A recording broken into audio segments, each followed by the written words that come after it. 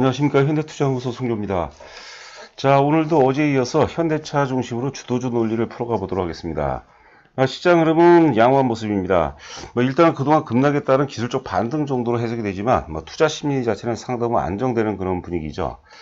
자, 어제 방송에서는 현대차, 대한항공, 삼성바이오록스 이런 그 국면 돌파주들 역할이 중요하다고 말씀드렸는데 현대차죠. 특히 이제 시장 전반에 걸쳐 확장성을 감안해서 현대차가 본격 상승 반전이 된다면 국면 돌파주로서 충분한 역할을 수행할 것으로 예상이 되고 있습니다.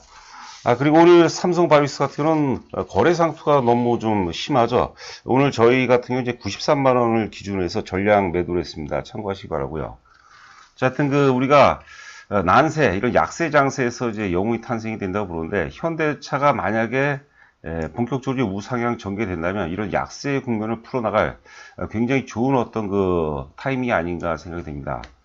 자, 주도주 논리를 보면 주도주는 국면을 돌파시킨다고 그러죠. 국면, 약세 국면을 이제 상승면으로 돌파시키고, 그리고 또 왜 현대차가 중요하냐면 주도주는 반드시 견인 효과가 있어야 됩니다. 견인 효과가 크면 클수록 주도주 혹은 이제 선도주 역할을 이제 충분히 한다고 봐야 되겠죠.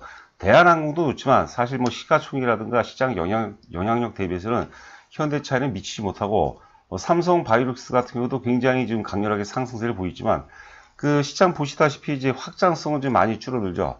그래서 무엇보다 현대차 역할이 상당히 중요한 그런 시점이 아닌가 생각되고 있습니다.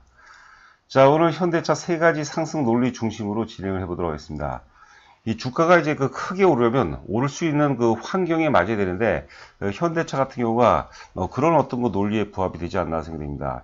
일단 기본적으로 현대차 같은 경우도 성장주이기도 하지만 전기차라든가 수소차 성장주이기도 하지만 경기 민감주죠. 자, 특히 이제 금년도 1월 초서 2월이죠. 2월 초서부터 조선철강 기계화학 이런 이제 소재 산업재로 오는데 포스코가 이제 대표적인 주도주라고 보시면 될 것 같아요. 포스코라든가 한국조선해양, HMM 같은 경우가 굉장히 많이 올랐죠. 상사 주식들이. 여하튼간에 포스코 기준 본다면 2월 초서부터 이제 강세를 보이는데 그때 현대차는 이제 1월 11일 날 고점을 찍고 계속해서 조정의 어떤 연장선 상이었어요. 그런데 하여튼 경기 민감주 논리로 따지자면 현대차도 마찬가지죠. 그리고 실적 호전주기 때문에. 자, 여하튼간에 이제 충분히 조정을 마무리를 졌기 때문에 그렇다면 현대차 같은 경우는 이제 경기 민감주 중에서 이제 소위주라고 봐야 되겠죠. 숨겨진 또 경기 민감주로도 이제 우리 해석이 가능하지 않을까 싶고 또 아울러서 이제 앞서 말씀드린 바와 같이 전기차라든가 혹은 이제 수소차로 본다면 결정적인 또 성장주로 봐야 될 것 같은데 성장주가 이제 고점 대비해서 충분히 많이 빠졌습니다. 거의 글쎄요, 좀 더 지켜봐야 되겠지만 최근 이제 급락을 통해서 상당 부분 물론 이제 차별화 되겠지만 상당 부분 종목군들은 바닥을 짚고 이제 상승세로 이제 전환될 그럴 타이밍이 아닌가 생각됩니다. 너무나도 이제 과매도가 좀 심했던 것 같아요. 여하튼간에 경기 민감주의 장점 그리고 성장주의 어떤 상승 논리를 동시에 확보했다 이렇게 보시면 될 것 같아요. 자, 두 번째는 역시 실적이죠. 우리가 주식 투자를 하는데 물론 성장성만으로도 가는 게 있어요. 어떤 장세에서 옛날에 1990년대 말 혹은 2000년대 초 같은 경우 우리가 닷컴 열풍이죠. 벤처 열풍 때 보면 실적 혹은 펀더멘탈하고 전혀 무관하게 수천 프로가 아니라 수만 프로까지 올라갔던 적이 있었거든요. 그런데 결과는 어떻습니까? 결국은 지금 소멸된 기업이 절대적이었죠. 거의 98%, 9% 이상이 다 회사가 이제 상장 폐지가 됐어요. 근데 하여튼 우리가 투자의 본질은 뭐냐면 일단 안정성을 바탕으로 우리가 효과적인 수익을 올리는 게 기본이라고 봐야 되는데 일단 실적이 근거가 된다. 이렇다면 그것만큼 좋은 거기에다 또 주가가 바닥권이라는 것은 굉장히 굉장히 유리한 유리한 그런 조건이 아닌가 생각됩니다.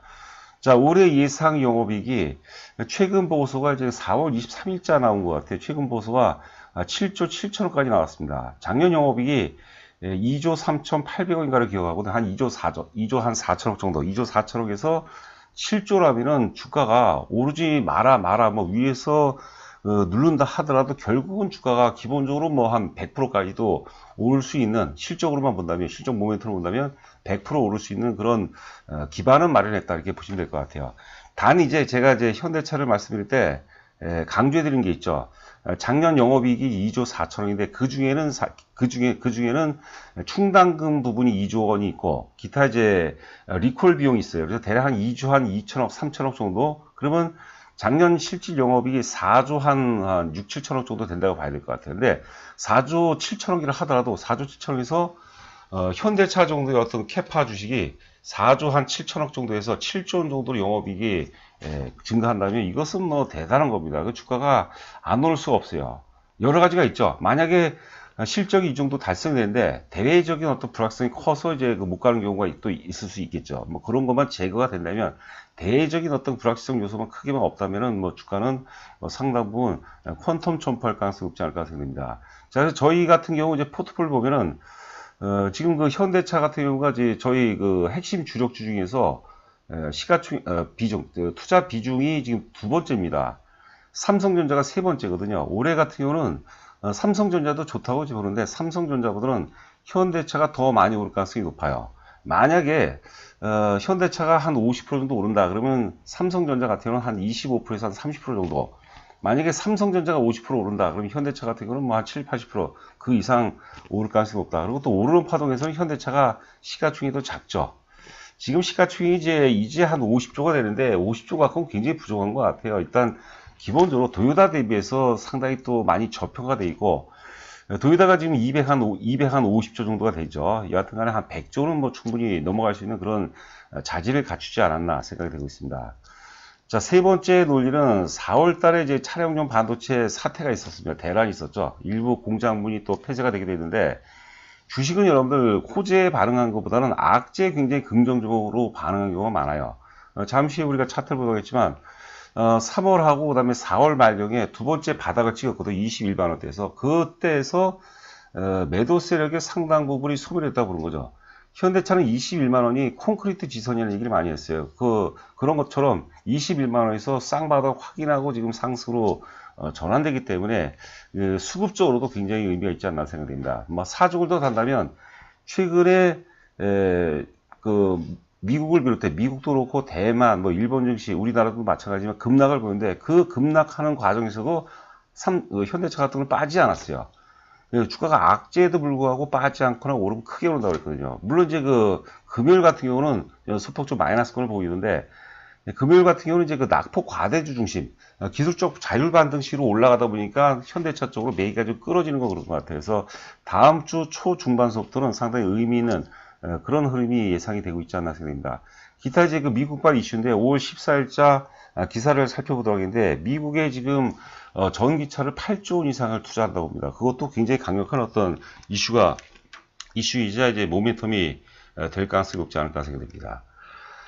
자, 지금 이제 삼성전자 차트가 되겠는데, 이건 이제 어제 말씀드린 내용입니다. 오늘 또 방송을 처음 들으시는 분을 위해서 말씀드리는데, 지금 제가 좀 전에도 어떤 예전 지인한테 한번 전화가 받았는데, 한국 증시가 이제 거의 끝나지 않았냐, 미국 증시도 그렇고 한국 증시가 끝나지 않았나 생각하는데, 여러분께서 차트를 두 가지를 보시기 바랍니다.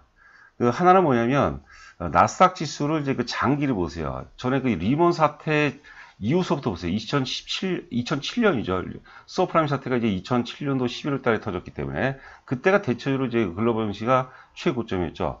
2007년도 고점하고 고점을 기준으로 이제 월봉을 한번 보시기 바랍니다. 나스닥 기준으로 보면 당시 이제 1260포인트를 돌파해서 14,000포인트가 넘어갔어요. 그러니까 지수가 1000% 이상 올라갔습니다. 우리 코스피 같은 거 어떻습니까? 당시가 2000포인트에서 지금 3000포인트거든요. 50%밖에 못 올라갔어요. 그러니까 글로벌 증시가 조정이 들어온다 하더라도 미국 증시는 뭐 이유가 어떻든 간에 상당 부분 버블이 개입됐죠. 그 대표적인 게 이제 테슬라 주가가 되겠는데, 미국 주식은 이제 많이 올랐기 때문에 사실 조정이 불가피한데, 상대적으로 글로벌 어떤 유동성이 상대적으로 저평가된, 지금 현대차가 여러분들 PBR이 퍼가 아니라 PBR이 0.8배에 불과합니다.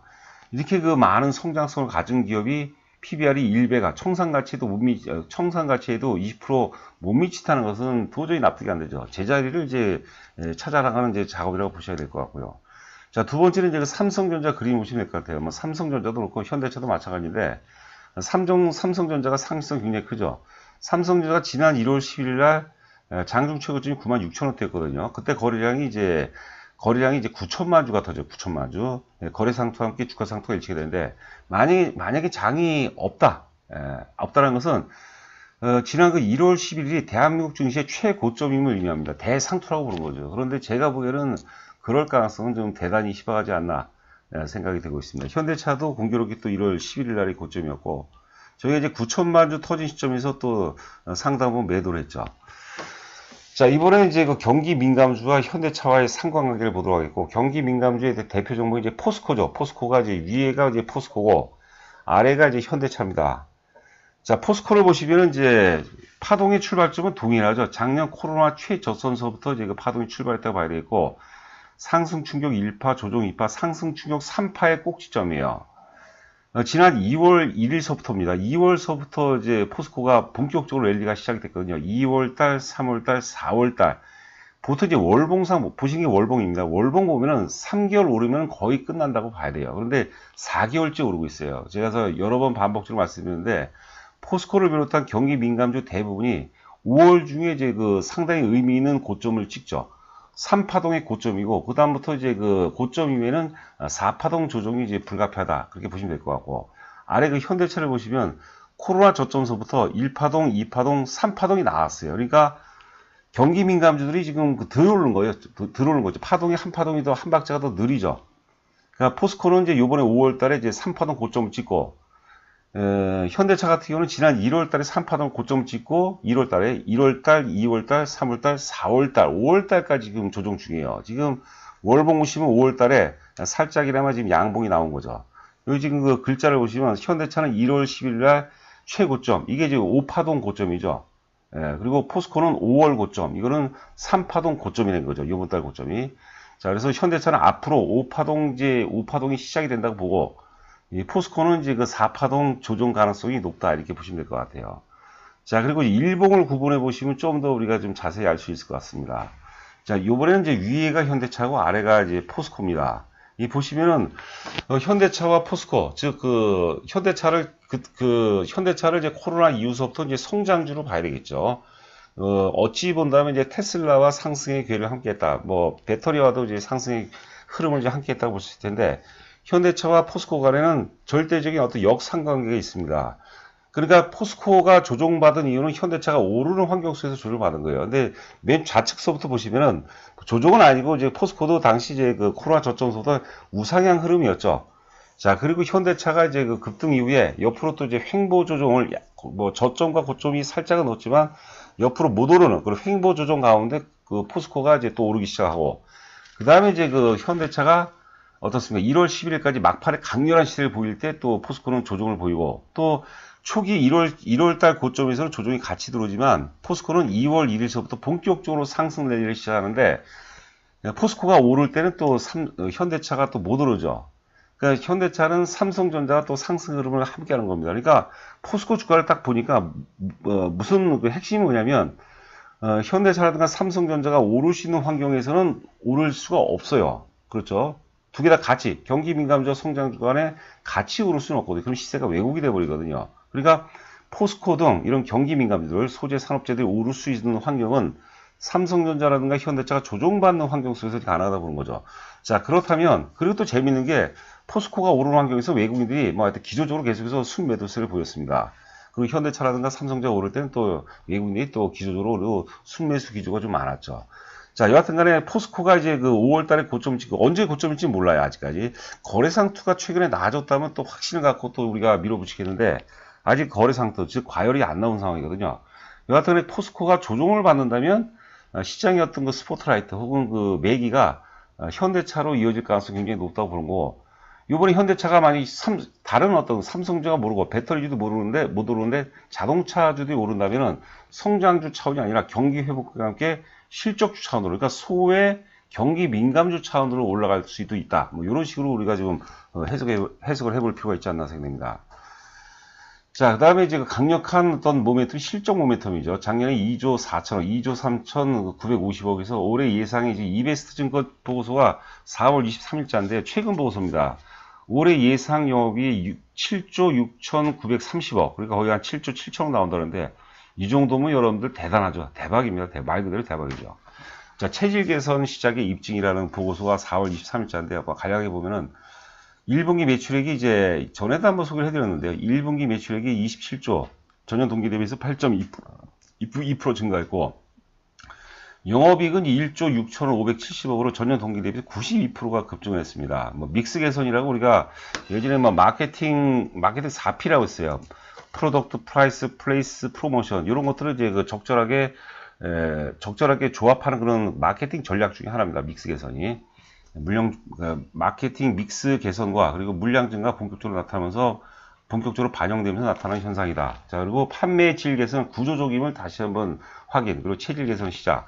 지금 이제 2분기죠. 4월, 5월 같은 경우는 이제 그 차량용 반도체 대란 때문에 완성차 업계 공급 지연이 지속될 예정이지만 3분기부터는 추가 가동력 하락은 멈출 것으로 보인다는 것이죠. 그래서 지난번에 잠시 후에 일봉 차트를 보겠지만 21만 원에서 쌍바닥을 찍었어요. 그때 상당 부분 반영이 됐고 그 쌍바닥을 확인하면서 매도 세력의 상당 부분이 좀 이탈이 되지 않을까 생각됩니다. 자, 특히 이제 근본 반도체 이슈를 계기로 자동차 업계 전반적으로 내연기관에 대한 생산량 조절에 나설 것으로 보이고, 현대차 같은 경우는 이제 그 제너시스가 지금 특히 북미 쪽에서 굉장히 판매량이 급증하고 있습니다. 국내에서 굉장히 제너시스가 선방하고 있는데, 증설이 계속해서 이어지면서 또 영업이익률도 많이 증가한다고 봐야 될 것 같아요. 자, 영업이익으로 보면 이제 2019년서부터 보도록 할까요? 2019년도 3조 6천억, 2020년 2조 4천억 정도, 올해 예상 영업이 이제 7조 한 7천억 정도 예상이 되는데, 내년에는 또 그때 가서 고민해 보도록 했고, 여하튼 간에 올해 주가가 아직 많이 남았습니다. 여러분들 이제 뭐 5월달인데 아직 많이 남았는데, 주가가 이제 상승으로 반전되면 짧은 기간 내에 굉장히 강렬하게 올라가죠. 그런 점을 감안한다면 우리가 포트폴리오는 상당 부분 의미 있는 비중을 좀 확보해야 되지 않을까 생각됩니다. 자, 퍼가 지금 올해 예상 퍼가 한 8.3배 정도가 예상이 됩니다. 그리고 아래 PBR을 보시면 0.8배예요. 0.8배라는 것은 청산 가치를 1로 봤을 때 청산 가치에도 지금 20% 정도 못 미친다는 얘기죠. 말도 안 되는 거죠. 그러니까 현대차가 시장이 글로벌 증시가 미국 중심으로 해서 글로벌 증시가 어느 정도만 안정이 된다면 현대차가 오를 수 있는 굉장히 좋은 조건이 아닌가 생각됩니다. 저희도 1월 10일날 상담후 매도 이후에 지금 21만원 부근 도로염을 계속해서 비중을 좀 확대하고 있는 그런 상황입니다. 자, 보시는 화면은 이제 아시아경제신문 5월 14일자 기사입니다. 현대차, 미국서 전기차 생산, 북미 전기차 시장 공략. 현대자동차 그룹이 미국에서 전기자동차를 생산하는 등 8조 규모의 투자를 단행하고 있다. 미국 정부 최근, 바이든 정부 최근 그린 뉴딜, 그리고 바이 아메리카 전략을 강력히 추진함에 따라서 뭐 흐름에 맞다는 그런 얘기가 되겠고, 미국 전기차 시장이 2025년 240만 대, 2036년 480만 대, 35년 800만 대를 올리니까 성장성이 뭐 대단한 것 같습니다. 제가 전에 현대차하고 도요타하고 좀 비교를 해봤거든요. 저는 이제 계속해서 도요타하고 폭이 좁혀진다고 봐요.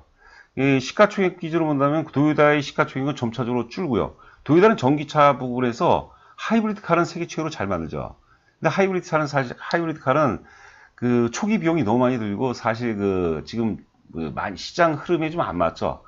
이 전기차 수소차를 본다면 계속해서 도요타 같은 경우는 이제 시가총액이 줄어들면서 현대차 비중이 글로벌, 우리가 점유율로 나타나게 되겠죠. 점유율이 계속해서 증가하지 않을까 생각되고 있습니다.